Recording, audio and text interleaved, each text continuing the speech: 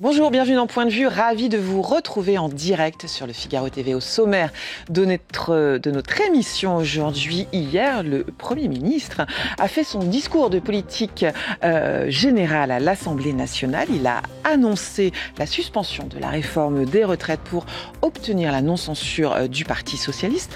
Qu'ont pensé les chefs d'entreprise de ce discours? Je poserai la question à la CPME. Elle représente 243 000 entreprises, 4 millions de salariés. Plus largement, je demanderai à son porte-parole Nicolas Daillot comment les entreprises ont vécu ces dernières semaines d'instabilité politique et quel est l'impact sur la vie économique. Et puis, on reviendra également au cours de cette émission avec le géopolitologue Dominique Moïsi sur le sommet pour la paix qui s'est déroulé à Sharm el-Sheikh en Égypte. C'était lundi. Quelle suite pour le plan Trump au Moyen-Orient? Et pour terminer cette émission, je recevrai Isabelle Lasserre. Elle est journaliste au Figaro, spécialiste des questions de diplomatie. Elle signe un essai brillant sur l'impuissance de l'Europe face aux guerres de Poutine, une analyse sur les causes profondes du comportement des Européens. Voilà, vous avez le programme, Point de Vue, c'est parti.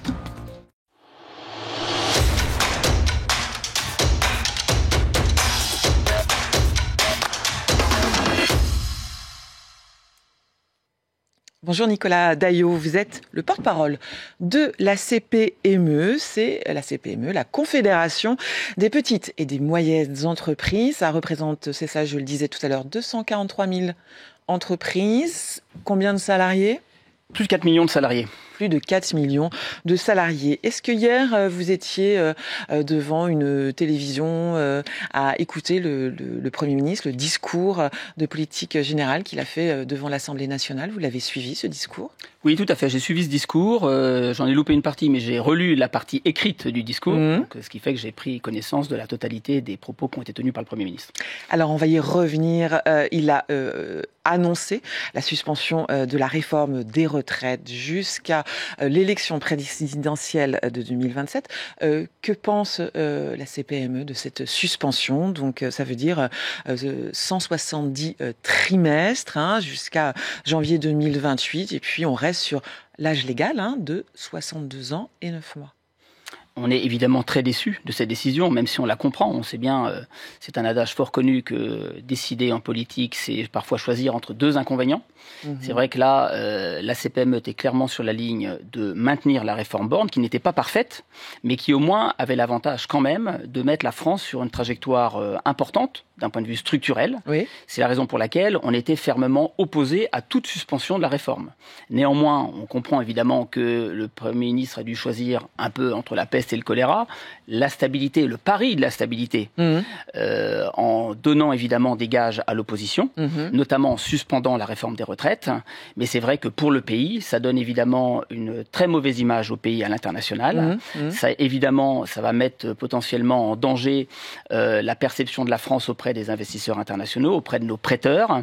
Ça démontre une fois de plus que la France, décidément, est instable et n'arrive pas à garder de bonnes trajectoires. On sait bien que la réforme des retraites, c'est la mère des réformes, en quelque sorte, puisque c'est le premier poste de la sécurité sociale. C'est 470 milliards d'euros de dépenses annuelles. C'est absolument énorme. Oui, c'est 14% du PIB, de mémoire, c'est ça? Exactement, c'est absolument énorme. Et donc, revenir sur la réforme des retraites, alors que tous les pays d'Europe, en tout cas la plupart d'entre eux, y compris ceux qui avaient une réputation de légèreté financière au cours des dernières années, sont rentrés dans une démarche. L'Italie, c'est ça? Par exemple, mais d'autres aussi qui ont réussi à se remettre sur de bons rails, que la France, qui parfois aime donner des leçons, notamment à ces pays du Sud, n'arrive pas à s'ancrer dans la durée alors que c'était vraiment une réforme structurelle, c'est évidemment une mauvaise chose. Alors maintenant, on va espérer que la stabilité soit obtenue en contrepartie de cet effort exorbitant. Ce qu'il ne faudrait pas, c'est qu'on ait la peste et le choléra, que la réforme soit suspendue et qu'on repart dans un nouveau cycle d'instabilité, c'est ce que vous dites. Exactement. Il a annoncé aussi, le Premier ministre, une conférence sur le travail et les retraites. Vous êtes prêts, vous, à retourner discuter sur le régime des retraites? Est-ce que c'est un nouveau conclave? à nouveau. Hélas, le conclave précédent n'a pas été couronné de succès. Oui. C'est une vraie occasion manquée. Vous étiez partenaire, hein, vous, de ce conclave. Bien entendu, tout à fait. On était force de proposition, comme souvent. C'est la tradition de la CPME d'être force de proposition, de tenir des lignes fermes, mais aussi de pouvoir s'ouvrir aux discussions avec nos interlocuteurs politiques, également partenaires sociaux. Il est clair que nous, encore une fois, la ligne, c'était de ne pas suspendre la réforme. Donc là, évidemment, avec l'annonce de la conférence sociale, il est évident qu'on va participer. Et vous y allez en traînant des pieds? Enfin, dans quel état d'esprit? On participe forcément. Forcément. Il faut y être de toute façon. De toute façon. Par contre, il faut que les lignes soient très claires. Il y a des lignes rouges, notamment, c'est évidemment la stabilité budgétaire, c'est la bonne gestion des finances publiques et la bonne gestion des finances de la sécurité sociale. On sait que la CPME, depuis très longtemps, mais également nos confrères des autres syndicats interprofessionnels sont sur une ligne similaire, est en mesure de faire des propositions très pratico-pratiques pour pérenniser le système, notamment en confiant la gestion du régime aux partenaires sociaux. Entièrement aux partenaires sociaux, c'est ça? C'est exactement, puisque on sait bien qu'en matière de retraite complémentaire, ça a fait ses preuves. Et il n'y a pas de raison, bien entendu, que la bonne gestion dont on a démontré l'efficacité ne puisse pas également être appliquée au régime général. Vous dites, faites-nous confiance, en fait, c'est ça? Et la preuve par l'exemple, on a réussi, on tient bien le budget des retraites complémentaires. Donc, donnez-nous...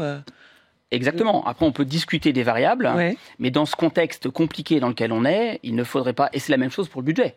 Parce que le budget qui a été présenté hier, qui a été présenté en début de semaine, et dont on a pris connaissance comme tout le monde, évidemment, est critiquable aussi pour tout un tas de raisons. Mais ce qui nous inquiète le plus, c'est que dès lors qu'il n'y a pas de 49.3, et dès lors que ça risque d'être une foire d'empoigne à l'Assemblée nationale et au Sénat, à l'Assemblée nationale surtout, on risque évidemment de se retrouver avec potentiellement des dérives qui vont être extrêmement mortifères pour l'avenir financier et budgétaire de la nation. Ça vous inquiète particulièrement, cette suspension, cette non-emploi du 49.3, justement, hein, ça peut être la foire d'empoigne, c'est ce que vous dites. Hein. Alors après, le contexte politique, est-ce qu'il est? Le Premier ministre a été obligé, encore une fois, de faire des choix qu'on peut comprendre intellectuellement. Mais c'est vrai que le fait qu'on va donner, évidemment, un pouvoir important, on peut s'en réjouir d'un certain point de vue, à la démocratie, mais dans le contexte du Parlement tel qu'il est composé aujourd'hui, avec des postures politiques, une absence de majorité. On l'a vu un peu déjà l'année dernière lors des débats. On était dans un autre contexte. Il ne faudrait pas que ce budget dérape complètement et que la volonté d'orthodoxie budgétaire qui a été annoncée et qu'on retrouve un petit peu, même si on est très mécontent du contenu du budget, notamment en termes d'absence d'économie budgétaire et d'augmentation des impôts, aussi des charges sociales potentiellement, avec toutes les conséquences que ça peut avoir sur l'emploi, sur la compétitivité, sur l'investissement, sur le travail, etc. Il n'empêche que si les propositions des différents groupes parlementaires vont dans le mauvais sens et reviennent sur l'orthodoxie budgétaire, on ne sait pas comment la France peut sortir de tout ça. Alors justement, ce matin, Olivier Faure, le patron du Parti socialiste, a dit vouloir réintroduire la taxe Zuckman sur les hauts revenus par amendement. Nous, on est évidemment opposés à la taxe Zuckman pour toutes les raisons qui ont déjà été largement évoquées dans les médias depuis des semaines et des semaines. On peut se réjouir d'ailleurs que dans le discours de politique générale, le Premier ministre ait rappelé qu'il ne fallait pas, évidemment, taxer l'outil de travail, l'outil professionnel, l'outil industriel. Il est évident que c'est ce qu'on reproche principalement à la taxe Zuckman, c'est que ça va évidemment frapper de manière exorbitante certains types d'entreprises. On a beaucoup parlé des startups, mais pas seulement. Et la France est composé certes de TPE, de PME, mais aussi de grandes entreprises, pas assez d'entreprises de taille intermédiaire, et la chaîne est complète. C'est-à-dire que les petites entreprises dépendent aussi des grosses. Fragiliser les grands groupes internationaux dont on peut être fier dans notre pays et qui sont essentiels pour la stabilité économique et sociale du pays, c'est sans doute la moins bonne des stratégies. Et quant à croire que cette initiative fiscale va être suivie par les autres pays, je crains que la France va encore peut-être, j'espère pas, mais donner des leçons qui ne seront suivies par personne et qui vont nous tirer une balle dans le pied une fois de plus. Le Premier ministre a dit vouloir hier encadrer l'optimisation fiscale. Hein. Il est favorable à la création d'une contribution exceptionnelle des grandes fortunes sans que le patrimoine professionnel ne soit touché. Comment vous avez reçu cette annonce? Alors, sur les grandes fortunes, là, c'est purement politique, mais là, on est dans un contexte véritablement très politique, parfois irrationnel sur le plan économique et social et financier. Hors sol, vous diriez? hors sol, c'est de la politique, donc je ne sais pas si la politique est hors sol, elle est aussi le reflet de la nation, malheureusement, dans certains cas. Le Premier ministre a précisé qu'on était sur une Assemblée nationale qui représentait le peuple français et qui était vraiment le reflet de la société actuelle.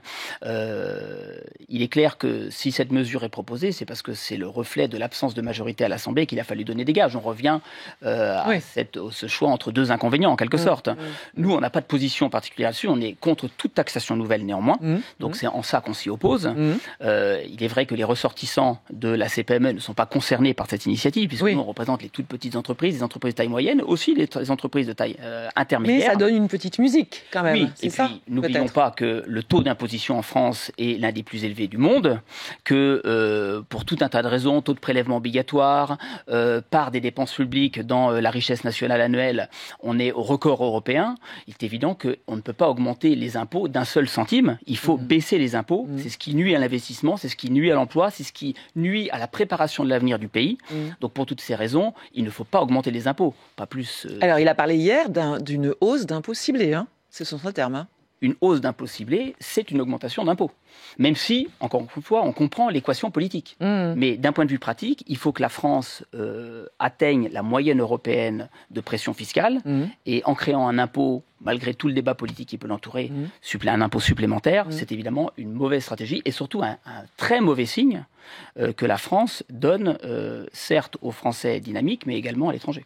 Alors, il a eu aussi des mots sur le travail. Je ne sais pas, est-ce que vous les avez entendus? Il a parlé de réussir par son travail, le goût de l'effort, le mérite reconnu. Le gouvernement sera du côté des travailleurs. Il a parlé d'accélérer la réindustrialisation de la France. Est-ce que les mots du Premier ministre autour du travail vous ont réjoui? Par définition, nous, ça nous va bien de ce point de vue-là, sur le plan sémantique. Après, j'ai entendu dire qu'il y allait peut-être avoir une baisse des exonérations de charges sociales sur les bas salaires, qui est un facteur de compétitivité de la nation, alors que le coût horaire du travail en France est plus élevé que la moyenne européenne.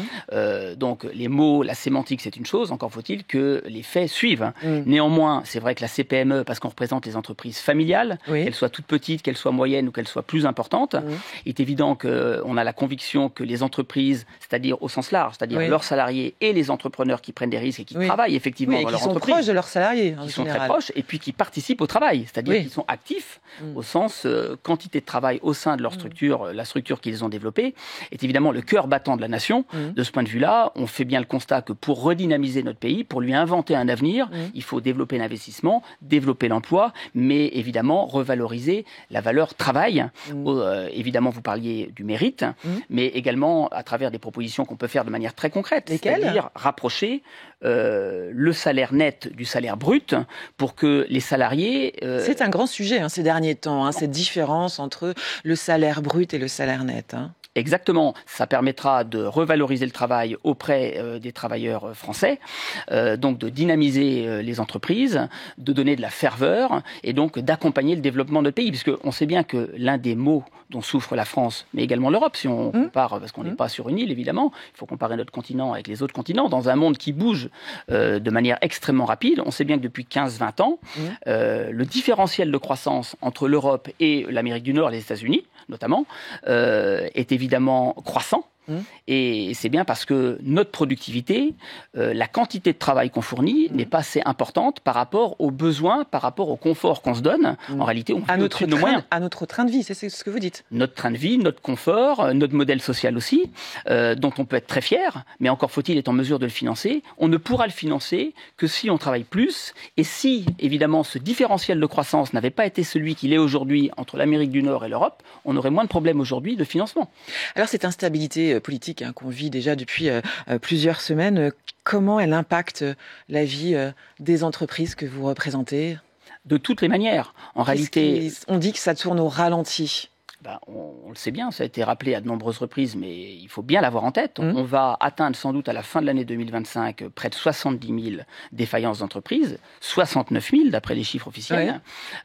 C'est un record, avec une accélération, notamment sur les petites entreprises, mais on voit que des entreprises de taille plus importante sont aussi impactées plus récemment. Donc c'est évidemment très important. C'est important pourquoi? Parce qu'on voit bien que les investissements sont contractés. Forcément, quand la confiance n'est pas présente, eh bien, on n'investit pas. On voit aussi que le taux d'épargne des Français atteint un niveau véritablement très élevé quand on regarde le niveau moyen des dernières années, ce qui veut dire que la consommation est impactée.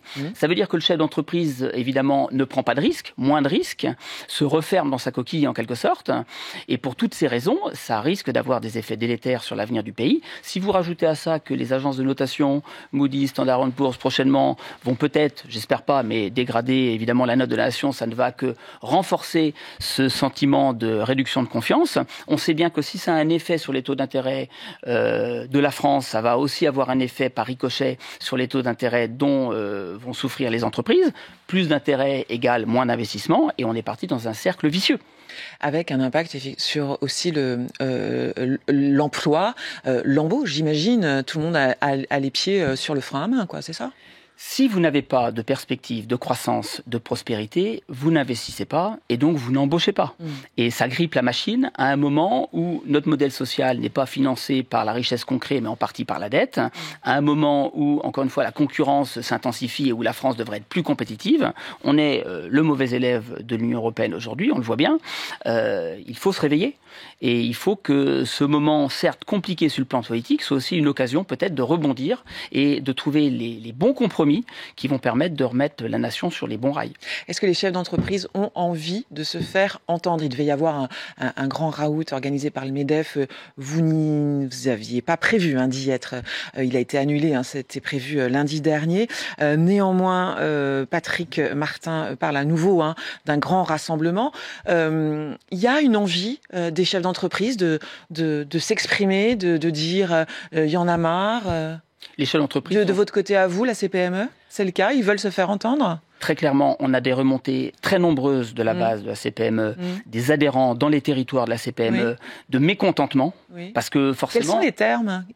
Les termes, c'est le sol se dérobe sous nos pieds, on ne comprend pas ce qui se passe à Paris, pour quelles raisons des décisions irrationnelles sont prises, comment se fait-il que à Paris vous ne voyez pas nous, mais les décideurs publics, que les difficultés s'amoncellent et qu'on va sortir essoré de cette séquence.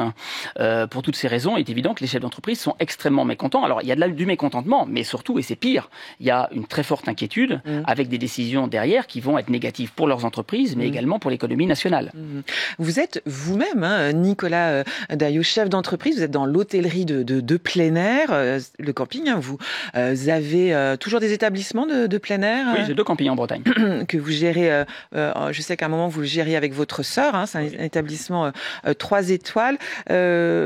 Ça s'est senti déjà cet été, cette instabilité politique dans votre secteur à vous, l'hôtellerie de plein air, le camping. Alors, c'est une bonne illustration. Il y a eu un peu des prémices. C'est une bonne illustration qui montre le contexte dans lequel on est, qui est un peu irrationnel à certains points de vue, puisque vous savez, l'économie, c'est de la porcelaine. Et il faut bien faire attention, lorsqu'on prend des décisions publiques, à ne pas prendre des décisions qui vont avoir des effets très mauvais et très délétères pour le pays, qui fragilisent la nation. On est dans un secteur qui est plutôt résilient d'un point de vue touristique. L'année dernière, on est le mode d'hébergement touristique qui, finalement, a mieux stabilisé son activité malgré le contexte compliqué. Et bien, pour autant, au cours de l'hiver 24-25, les fabricants de mobil-home en France, qui sont tous français quasiment, donc ce sont des usines qui sont dans la ruralité française, ont vu leurs commandes baisser de 30%. Donc, un secteur d'activité qui stabilise son activité, parce que les chefs d'entreprise n'ont pas de confiance, réduit de 30% leurs investissements, avec des fermetures provisoires d'usines, du chômage partiel. Donc, vous imaginez la situation des secteurs d'activité qui sont victimes des droits de douane de M. Trump, par exemple, ou d'une situation économique beaucoup plus dégradée que la nôtre, parce que le tourisme, finalement, arrive à stabiliser une certaine activité, avec des baisses de pouvoir d'achat, avec une baisse du panier moyen, mais avec une certaine stabilisation de la fréquentation. C'est là qu'on voit, et c'est une bonne illustration, concrète. Il faut faire attention aux décisions et surtout aux signes qu'on envoie aux entreprises françaises. Merci Nicolas Daillot d'avoir été avec nous. Merci d'avoir été en direct sur le plateau de Point de Vue. On passe à un tout autre sujet, le Proche-Orient. Que retenir de la journée de lundi, la journée du 13 octobre ? Est-ce que la paix est revenue au Proche-Orient ? Est-ce qu'elle va durer ? Quelle suite après le cessez-le-feu et la libération des otages ? Analyse et décryptage dans un instant du géopolitologue Dominique Moisy. From October 7th until this week, Israel has been a nation at war, enduring burdens that only a proud and faithful people could withstand. It was a very tough period of time. For so many families across this land, it has been years since you've known a single day of true peace. But now at last, not only for Israelis, but also for Palestinians and for many others, the long and painful nightmare is finally over. Bonjour Dominique Moïsi. Bonjour. Merci d'être avec nous. Lundi dernier, le Proche-Orient a vécu des scènes de joie, des jours de liesse en Israël avec la libération des 20 derniers otages détenus par le Hamas. Il y a eu la libération des prisonniers palestiniens, l'accueil triomphal de Donald Trump en Israël et puis l'après-midi, le sommet en Égypte pour la paix. De toute cette journée, Dominique, avant qu'on rentre dans le détail, qu'est-ce que vous avez retenu, vous? Quelle image reste-t-il? Des deux côtés, la libération des otages, du côté israélien, des prisonniers, du côté... Le même sentiment des deux côtés pour une fois, entre guillemets. Oui, oui. Il y avait des images très fortes qui ont été passées tout au long de la journée. Non, je crois que... C'est d'abord cette image de liesse, hein, c'est ça, de part et d'autre? Les familles qui se retrouvent, le cauchemar qui se termine, alors plus grand du côté des otages israéliens peut-être, mais il existait aussi de manière très humaine, bien évidemment, des deux côtés. Donc c'est ça qui m'a frappé, c'est le triomphe de la vie. Le triomphe de la vie. Alors, il y a eu ensuite l'après-midi le sommet pour la paix qui se déroulait donc en Égypte, à Sharm el-Sheikh. Le leader de l'autorité palestinienne, Mahmoud Abbas, a été invité de dernière minute jusqu'à lundi. Donald Trump ne voulait pas tellement entendre parler de l'autorité palestinienne. Qu'est-ce qui a changé? Pourquoi il est arrivé en dernière minute, Mahmoud Abbas? Parce que il a compris, on lui a fait comprendre que son absence ne servait pas la cause palestinienne. Le président américain dit « je ne veux plus entendre parler du Hamas » et il y aurait eu un vide. Donc au dernier moment, il a dit « non, non ». Il faut que je sois là. Est-ce que c'est un signal pour la création d'un État palestinien? D'après vous, c'est encore trop tôt pour le dire? Bon, on n'en est pas du tout là. Ce n'est pas la paix qui a été proclamée le 13 octobre, contrairement à l'intitulé du sommet. Sommet pour la paix. À l'intitulé du sommet et aux déclarations tonitruantes de Donald Trump, mais c'est plus qu'une trêve, c'est plus qu'un simple cessez-le-feu, parce que des deux côtés, les peuples sont épuisés, veulent un arrêt des combats, et alors, je ne pense pas que Trump laissera Netanyahou reprendre les hostilités, et je ne crois pas que le Hamas ait les moyens de le faire. Donc il y a une sorte de... On se teste en ce moment. C'est un jeu cruel d'ailleurs, où le corps des otages décédés fait partie du chantage et de la négociation. Si vous ne libérez pas ces corps, eh bien, je ne laisse pas passer les camions d'approvisionnement. Si vous ne désarmez pas, c'est moi qui vais le faire. Donc, on est dans... chacun avance ses pions. Mais quand même, le 13 octobre restera, quel qu'en soit son résultat final, comme une journée importante de l'histoire du Moyen-Orient. L'Amérique est revenue au premier rang dans une région qu'elle souhaitait quitter. Obama avant Trump, Trump de manière répétée, on dit mais c'est pas du tout notre problème. Notre problème, c'est la Chine. On ne veut pas du tout.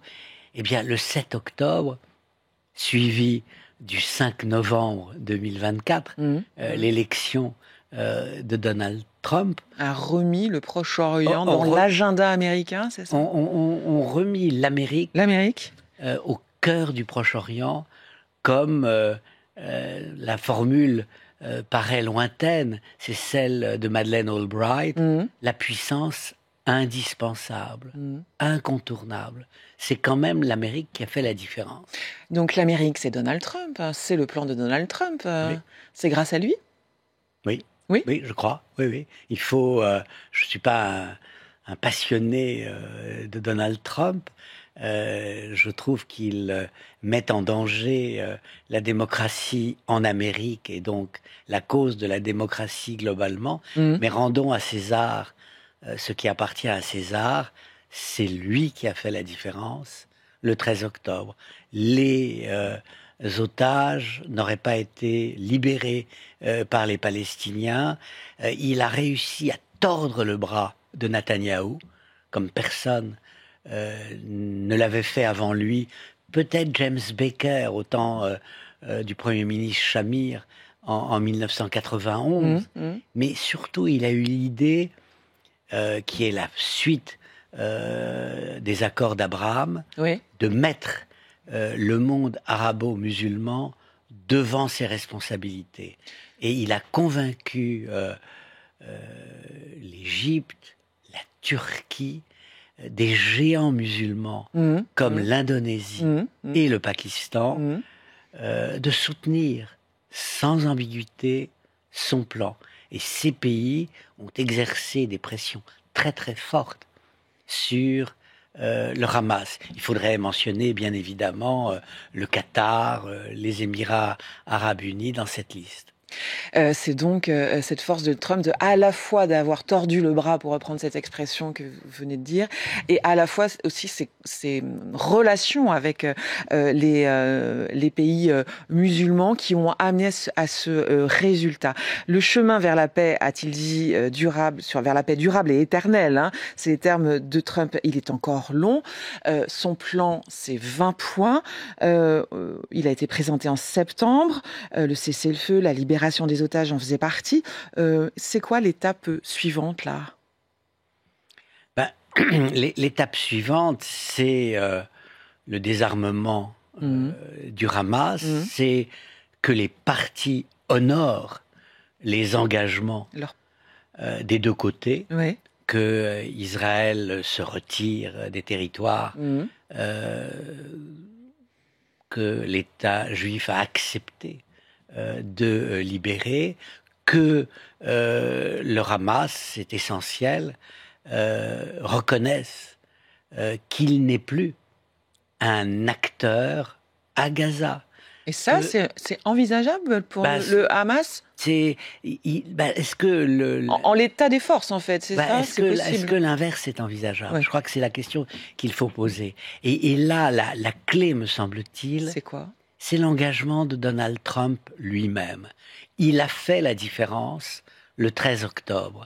Mais on sait à quel point il est imprévisible et inconstant. C'est ce que j'allais souligner. Est-ce qu'il continuera à consacrer la même énergie, la même détermination à la suite de son projet? Il a un tempérament naturellement zappeur. Il peut passer à autre chose. Il a étalé ses cartes pour le prix Nobel l'année prochaine, mais est-ce qu'il va faire l'effort de continuer? Parce que là, ça va demander un engagement total et complet, c'est ça? Oui. Pour avancer sur ce fameux plan. Quel rôle pour la France dans ce qui se passe là au Proche-Orient, Dominique Moïsi? Alors, je pense que la France et derrière elle, une grande partie de l'Europe a joué un rôle très positif en reconnaissant un État palestinien devant les Nations Unies. La France et les pays qui l'ont suivi, comme la Grande-Bretagne, c'est très important, on fait prendre conscience aux Israéliens de l'isolement dans lequel ils s'étaient placés. Et la scène, les 50 délégations qui quittent les Nations Unies au moment où Netanyahou prend la parole, c'est quand même quelque chose qui reste, qui frappe. Et donc Israël a tout de suite, après cela, en fait, essayé de diplomatiquement commencer à regagner le terrain perdu. Alors c'est très compliqué, c'est très difficile, mais il y a quand même cette prise de conscience. Et sur ce plan-là, à la marge, la France a joué un rôle qui me semble, moi, positif.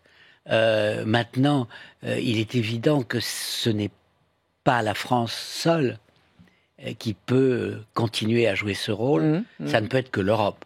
Cela d'autant plus que notre pays, pour des raisons de politique intérieure, a la tête ailleurs et est affaibli sur la scène internationale. On a évoqué le monde arabe. L'Arabie saoudite, comment elle regarde ce qui s'est passé le 13 octobre en Israël et à Gaza ? Plutôt très positivement. L'Arabie saoudite, c'est peut-être la raison majeure du 7 octobre, était sur le point, peut-être, de rejoindre les accords d'Abraham. Les accords d'Abraham, c'est l'initiative de Donald Trump en 2020, qui a abouti donc à un accord entre Israël, les Émirats arabes unis, le Maroc, absolument, Bahreïn. Enfin, il y a le Soudan. Il y a eu un grand nombre de pays, un nombre significatif de pays qui ont noué des relations diplomatiques avec Israël. Et en dépit de la guerre de Gaza, en dépit des tensions extrêmes, aucun de ces pays n'a renié les accords d'Abraham. Alors, il est clair qu'au Maroc, il y avait une tension entre la volonté du gouvernement de rester dans les accords d'Abraham et les pressions d'une opinion publique qui, devant ce qui se passait à Gaza, souhaitait que le Maroc s'en retire. Mais l'Arabie saoudite, elle a un lien particulier avec la famille Trump, en particulier le beau-fils de Donald Trump, Jared Kushner.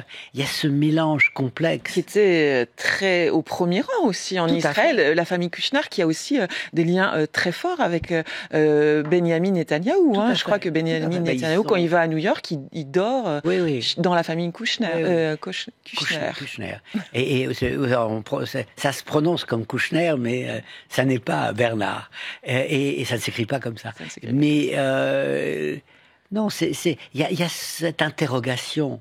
Ce mélange à la fois, vous dites, en fait, de politique et de business, c'est ça ? Et de business. Qu'est-ce qu'on va guetter, et ce sera ma dernière question, Dominique Moïsi, ces prochains jours ? C'est justement les petits pas, il faut d'abord que les accords soient menés jusqu'au bout. C'est-à-dire que tous les otages décédés soient rendus à Israël. Peut-être qu'un ou deux sont sous les ruines de Gaza, mais là, il est clair que les otages sont libérés au compte-gouttes. Il faut aussi que la violence s'arrête. Il ne faut pas qu'il y ait une reprise des hostilités. Ce qui se passe à Gaza entre Palestiniens, entre le Hamas et d'autres forces. Il y a eu des exécutions sommaires. Et potentiellement très inquiétant. Il y a une forme de guerre civile larvée qui redémarre. Mais en fait, l'essentiel, c'est qu'on préserve l'image d'une trêve qui dure, que l'aide humanitaire arrive massivement à Gaza et que les peuples des deux côtés soient conscients de la différence et ne veulent pas remettre en cause ce qui s'est passé le 13 octobre. Aujourd'hui, il y a la réouverture à Rafah du point de passage justement pour apporter de l'aide humanitaire à la population à Gaza. Merci d'avoir été Dominique Moïse en direct sur le plateau de Point de Vue. On vous écoute, on vous lit régulièrement tous les lundis dans le journal Les Échos. Et puis votre dernier livre, Le Triomphe des émotions, c'est à retrouver en librairie.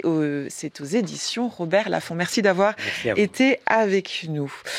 Isabelle Lasserre est journaliste au Figaro. Elle est spécialiste des questions de géopolitique et de diplomatie. Elle est une fine connaisseuse de la Russie. Elle consacre son dernier livre à l'Europe et aux défis auxquels elle doit faire face. Est-ce que l'Europe est capable de se réarmer pour défendre seule l'Ukraine en cas de retrait américain?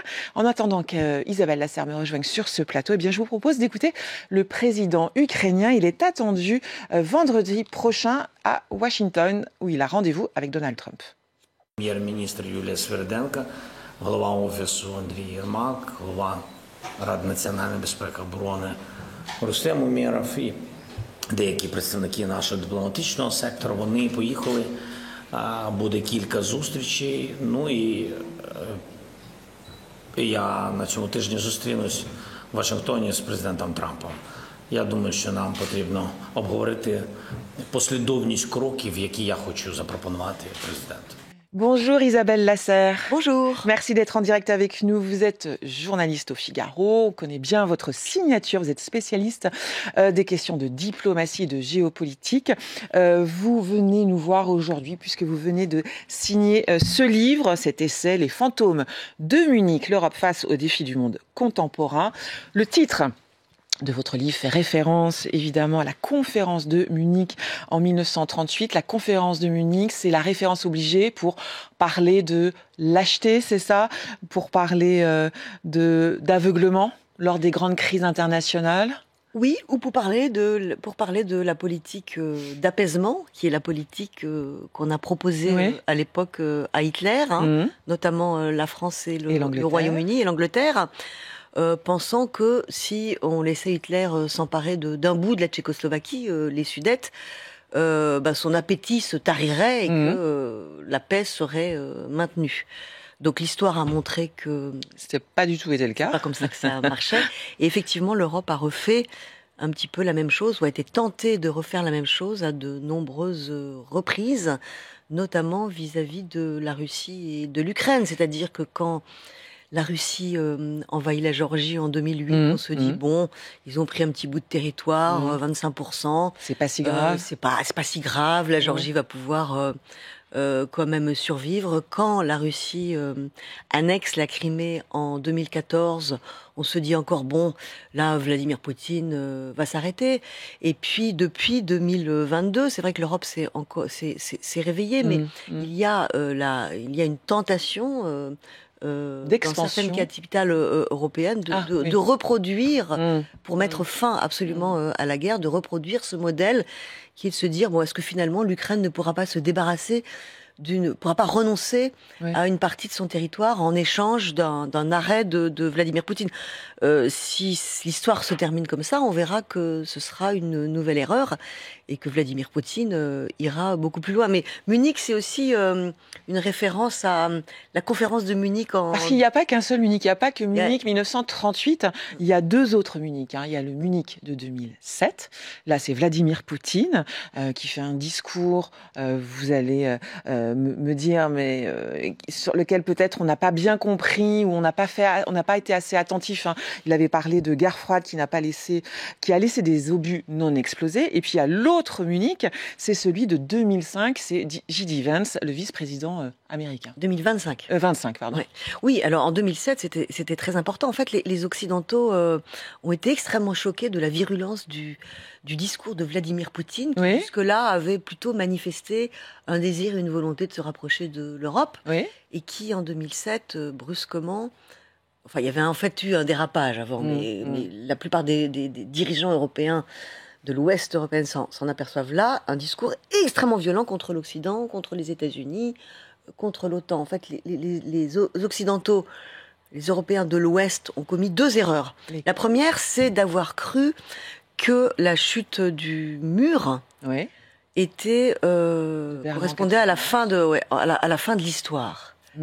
Et c'était pas du tout la fin de l'histoire. Ça a mené du côté européen à des erreurs tragiques qu'on paye aujourd'hui, qu'à mon avis on va payer pendant longtemps, c'est-à-dire un désarmement massif sur tout le continent européen.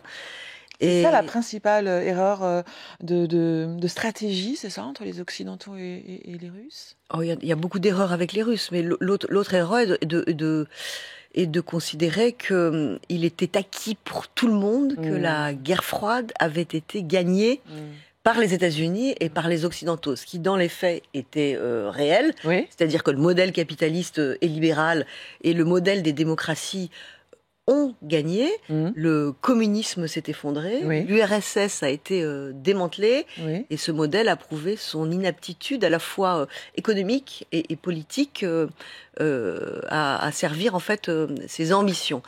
C'est pas du tout comme ça qu'on le considérait en Russie, c'est pas du tout comme ça que l'a considéré Vladimir Poutine. Il avait assisté à l'effondrement de l'Union soviétique en Allemagne de l'Est, parce qu'il était à ce KGB de Dresde, KGB à Dresde, et il avait dit cette phrase importante à l'époque, qui était l'effondrement de l'Union soviétique est la plus grande catastrophe géopolitique du XXe siècle. Et il n'a eu de cesse depuis que d'essayer de reconstituer cette Union soviétique, ou parfois de temps en temps de reconstituer l'empire tsariste, parce que ça se mélange un petit peu dans les objectifs de Vladimir Poutine, mais finalement à la fin, peu importe le terme qu'on choisit d'employer, parce que ça revient à peu près à la même chose au niveau géographique. Et donc depuis, il a voulu prendre sa revanche et prouver que les Occidentaux n'avaient pas forcément gagné la guerre, ils avaient gagné une bataille, et lui compte bien gagner la deuxième, et donc il poursuit cette guerre de l'époque de la guerre froide. Vous évoquiez en 2025 ce Munich avec J.D. Vance, le discours qu'il a fait, ça fait partie aussi dans votre livre des fantômes de Munich. Oui, alors là c'est dans un autre genre, puisque la menace ne vient plus de l'Est, mais elle vient de l'Ouest, c'est-à-dire de notre principal allié qui est l'allié américain, qui annonce aux Européens, en fait, en février 2025, qu'ils ne sont plus les alliés traditionnels des États-Unis, au sens où ils avaient pu l'être depuis la fin de la Seconde Guerre mondiale. Il leur annonce qu'ils considèrent que la manière dont ils mènent leur démocratie ne convient pas au pouvoir américain aujourd'hui, à la tendance aujourd'hui. Ils considèrent, ils les critiquent, en fait, ils critiquent les failles de la démocratie européenne. Ils critiquent la manière dont les pays européens sont incapables de limiter l'immigration clandestine. Ils critiquent la manière dont les pays européens vont, selon lui, beaucoup trop loin dans les ouvertures et la place qu'ils laissent aux minorités raciales et sexuelles. Et aussi, il leur refait ce reproche qui est fait aux Européens depuis l'époque de Barack Obama, donc là il n'est pas le seul, qui est de dire, en fait, vous vivez sur la bête, ce qu'on appelait les free riders, c'est-à-dire que l'Europe profite de la protection du parapluie militaire et de sécurité américain et ne contribue pas assez financièrement et militairement. C'est-à-dire, en gros, ne pousse pas ses budgets de la défense suffisamment fort. Ce qui est une réalité, ce qui est vrai. Faux, hein. Non, c'est tout à fait vrai. Ils ont raison, d'ailleurs, les Américains, de le rappeler à l'Europe. D'où cette vision que vous appelez bisounours des Européens, d'avoir été sous ce parapluie américain, c'est ça?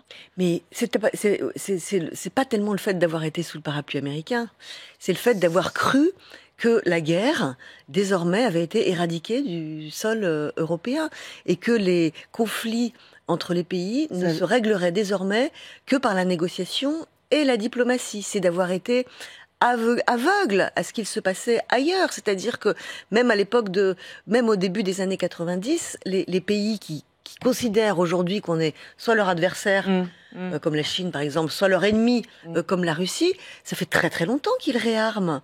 Ça fait très longtemps qu'ils consacrent de l'argent à leurs armées, à leur budget de la défense, qu'ils modernisent leur doctrine nucléaire, etc. Donc nous, on pense, il n'y avait que l'Europe qui pensait que la guerre était une espèce en voie de disparition. Donc c'est ça, le pays... Ça y est, on est réveillé, le pays Isabelle Lasserre. On est réveillé, mais on se réveille quand même très doucement. Et on voit qu'à chaque fois que les choses se calment un petit peu, il y a la tentation de reproposer une politique d'apaisement n'est jamais loin. Et le problème, le paradoxe, c'est ce qui a réveillé les Européens. Oui. C'est pas la Russie. C'est quoi? C'est Trump. Donc, c'est pas forcément une bonne raison de se réveiller. Enfin, ça en est une aussi. Mais la première raison qui aurait dû réveiller les Européens beaucoup plus violemment et il y a beaucoup plus longtemps, c'est-à-dire dès 2014 sans doute, c'est ce qui se passait sur le continent européen, c'est ça ? C'est-à-dire la latitude et les agressive de la Russie vis-à-vis de ses voisins et vis-à-vis aussi des pays d'Europe occidentale qui sont les premières victimes de la cyberguerre et de la guerre hybride de la Russie. C'est pas le fait d'avoir un président comme Trump à la Maison-Blanche. Alors, effectivement, il est très problématique, mais on a attendu l'arrivée de Trump pour se réveiller. Qu'est-ce qui se passe si dans 3 ans Trump n'est plus là ? Est-ce qu'on va se rendormir vis-à-vis de Vladimir Poutine qui, lui, ne va pas, non seulement va pas arrêter la guerre, mais en plus va demeurer au pouvoir, sans doute, après Trump, sauf s'il lui arrive un... Oui, parce qu'il est dans un temps beaucoup plus long, Vladimir Poutine. Justement, l'Europe de la défense, on en est où aujourd'hui? Les ministres de la défense de l'OTAN sont aujourd'hui à Bruxelles pour discuter des moyens de renforcer leur soutien avec la nouvelle ministre des Armées, Catherine Vautrin.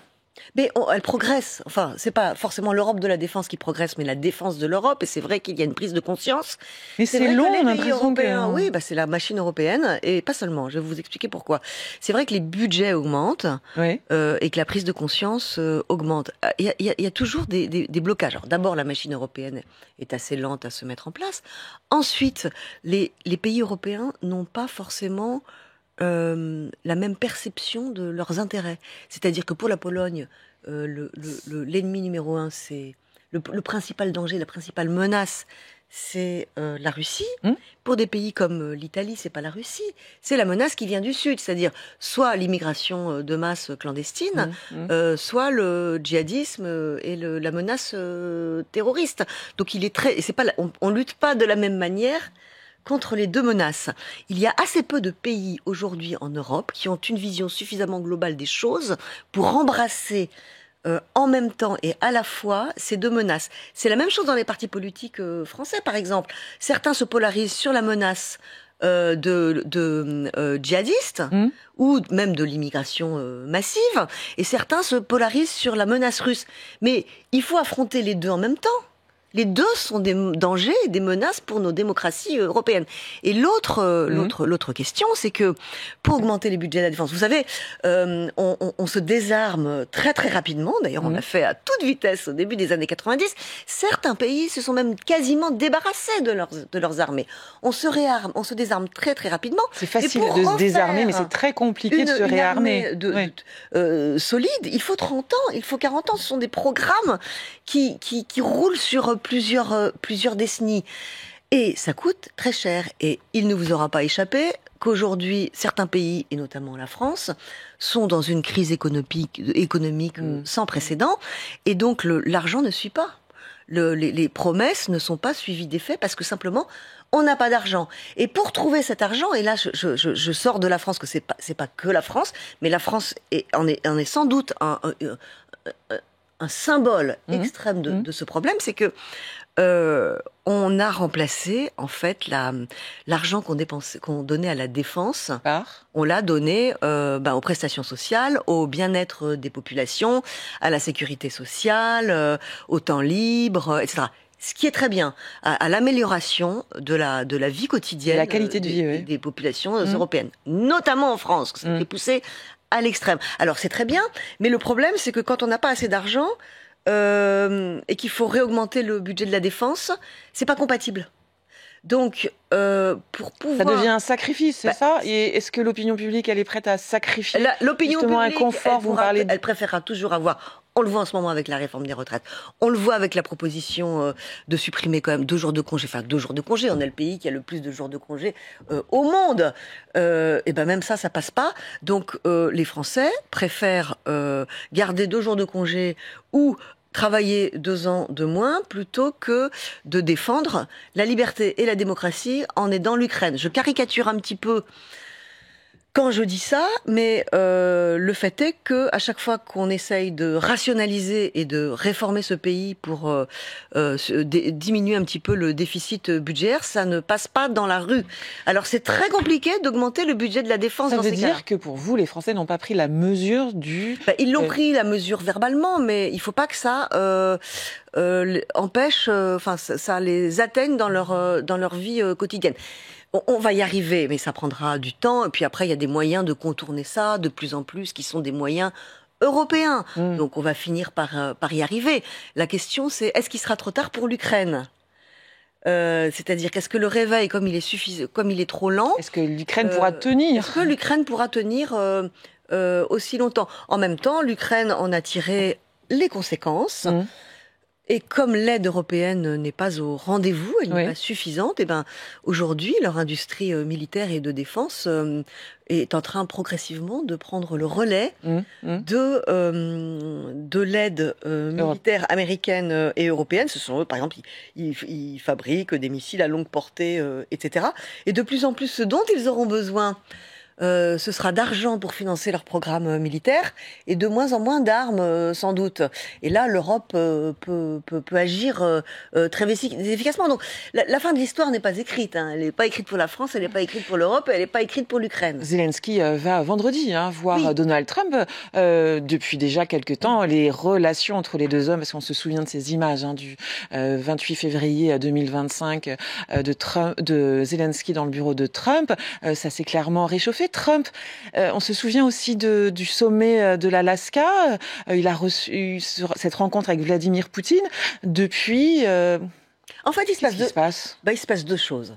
La première, elle tient à la personnalité de Zelensky, qui est, moi je le connais assez bien, et c'est un dirigeant absolument extraordinaire et très très fin. Et qui a une perception humaine des choses. Dans sa psychologie aussi des dirigeants. C'est d'ailleurs un des plus qu'il a de son métier d'avant, qui était acteur et humoriste. Il a compris Trump. Il a compris comment il fonctionnait à Donald Trump après cette douche glacée dans le bureau ovale où il a été humilié. Maintenant, il essaye de retourner Trump. Comme Trump ne s'intéresse, la seule chose qui compte pour Donald Trump, c'est le rapport de force. C'est celui qui a le plus de force, qui tape le plus fort sur la table. Eh bien, Volodymyr Zelensky, depuis plusieurs mois, essaye de montrer à Trump que l'Ukraine n'est pas faible, que lui est un président fort, que l'Ukraine est forte et qu'elle peut tout à fait récupérer ça, qu'il manque juste 2-3 armes concrètement, mais et que la Russie est beaucoup plus faible qu'il ne le pensait. Ça commence à marcher. Oui, parce qu'il y a déjà eu des mots de termes de Trump à propos de la Russie, jusqu'à dire que c'est un tigre de papier. Oui, que la Russie est un tigre de papier et que l'Ukraine pourrait récupérer ses territoires. La deuxième raison, c'est que Donald Trump n'a rien eu en retour de Vladimir Poutine. C'est-à-dire que visiblement, Vladimir Poutine a pris Trump pour un charlot. Il s'est dit, je vais complètement le manipuler. Donc il a fait semblant de dire oui à tout. Et derrière, il y avait le mur rouge du Kremlin, comme d'habitude. Et donc ça n'a pas délivré, comme on dit en anglais. C'est-à-dire qu'il y a eu zéro résultat. Et Trump, ça l'énerve. Et ça l'énerve, il a une réaction presque enfantine, en fait, quand on promet quelque chose à un enfant, si on ne lui donne pas, il tape des pieds sur le sol. C'est un petit peu ça. Alors, la question de savoir si ça peut se renverser complètement, moi j'attends de voir avant de le prédire, parce que Trump peut dire encore tout et son contraire en une semaine. Merci Isabelle Lasserre d'avoir été en direct avec nous. On vous lit dans les pages du Figaro. On vous lit également dans ce livre, cet essai, Les fantômes du Munich. On retrouve les bonnes pages dans le Figaro aujourd'hui, dans le Figaro papier et sur le site. Merci d'avoir été avec nous. Point de vue, c'est déjà fini. Merci de votre fidélité. On se retrouve demain. Vous avez rendez-vous avec Timothée Delem en direct à midi. Soyez au rendez-vous.